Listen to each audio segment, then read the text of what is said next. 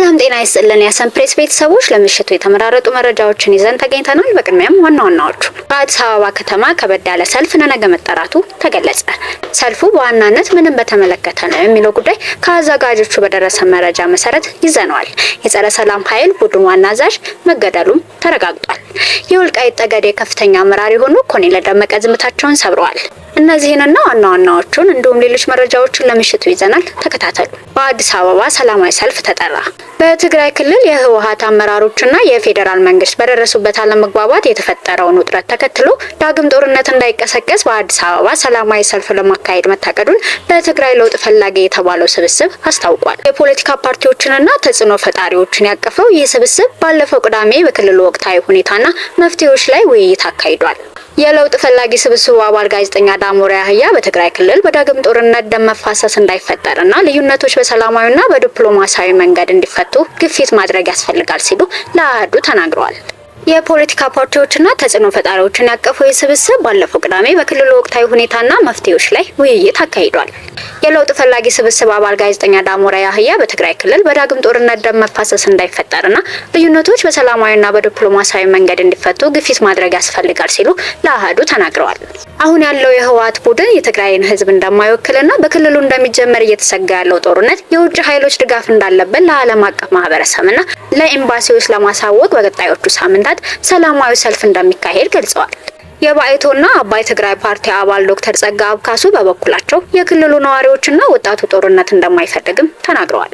ባይቶና በፌዴራል መንግስትና በትግራይ አመራሮች መካከል ያለውን ችግር ለማቀራረብ ጥረት እያደረገ መሆኑንና መንግስት በክልሉ የሚሰጣቸውን አገልግሎቶች እንዳያቋርጥ የማድረግ ስራዎችን ውጤታማ እንደሆኑለት ተናግረዋል። ጥቂት የስልጣን ፍላጎት ያላቸው ግለሰቦች የሚፈጥሩት ውጥረት የህዝቡ ፍላጎት አለመሆኑን ለማሳወቅ እየተሰራ እንደሆነ የተናገሩት ዶክተር ጸጋብ ከፌዴራል መንግስት ጋር መስራት ግዴታ ነው ብለዋል። ኮሎኔል ደመቀ ዘውዱ ስለ ፌዴሬሽን ምክር ቤት ውሳኔ የፌዴሬሽን ምክር ቤቱን ውሳኔ ታሪካዊ እርምጃ ሲሉ ኮሎኔል ደመቀ ዘውዱ የሚመሩ ኮሚቴ ያቋሙን ይፋ አደረገ። በአንጻሩ የትግራይ ኃይሎች በወልቃይት ጉዳይ የፌዴራል መንግስት ላይ ቀይ መስመራችንን አልፋ በሚል የተቀናጀ ተቃውሞ ከማሰማት አልፎ እርምጃ እንደሚወስዱ እየዛቱ ነው። አፋር የመሸገ ሀራ መሬት ታጣቂ ኃይልም ተቃውሞውን አሰምቷል። በአማራ ክልል ስር የተመሰረተው የወልቃይት ጠገዴ ሰቲት ሁመራ ዞን ምክትል ዋና አስተዳዳሪ በሆኑ ኮሎኔል ደመቀ ዘውዱ ሰብሳቢነት የሚመራው የማንነት አስመላሽ ኮሚቴ ለምክር ቤቱ ውሳኔ ድጋፍን ሰጥቷል። ኮሚቴው ለምርጫ ቦርድና ለፌዴሬሽን ምክር ቤት በጻፈው ደብዳቤ ውሳኔውን ለዓመታት የፖለቲካ መብታቸው ተገፎ ለኖሩ ዜጎች የዲሞክራሲ ጭላንጭል የፈነጠቀ ታሪካዊ እርምጃ መሆኑን ገልጿል። ኮሚቴው የሚያቀነቅነውን የማንነት ጥያቄ ለመፍታት እንደ አንድ እርምጃ እንደሚቆጥረውም አስታውቋል። ይሁን እንጂ ይህን ምርጫ ለማስፈጸም የመንግስት ጥበቃና የምርጫ ቦርድ ገለልተኛ አፈጻጸም አስፈላጊ እንደሆነ ተጠቅሷል። ምርጫ ቦርድ ከምክር ቤቱ የተላለፉትን ተግባራዊ እንዳደርግ እንዲሁም ከዚህ ቀደም ህወሓት በወሰነው ህገወጥ አከላለል ተጽዕኖ ስር እንዳይወድቅ አሳስቧል። የወልቃይት ጠገዴና አካባቢው ህዝብ ያለምንም ስጋትና ጫና የራሱን ተወካዮች እንዲመርጥ ምቹ ሁኔታዎች እንዲፈጠርም ጠይቋል።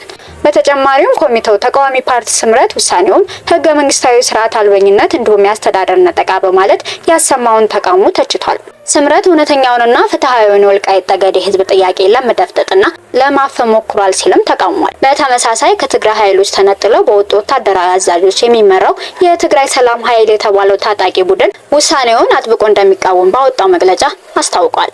የታጣቂ ቡድን ወታደራዊ ምክር ቤት ያወጣው ይህ መግለጫ እንድንታገል ምክንያት ከሆኑ ወሳኝና ከምንም በላይ ቦታ የምንሰጠው ጉዳያችን አንዱ የተጋሩ ህልውና ነው ብሏል። የህልውናው ጉዳይ ያለ ርስት ባለቤትና ሉዓላዊ የግዛት አንድነት በፍጹም ሊረጋገጥ አይችልም የሚል እምነት እንዳለውም አክሏል።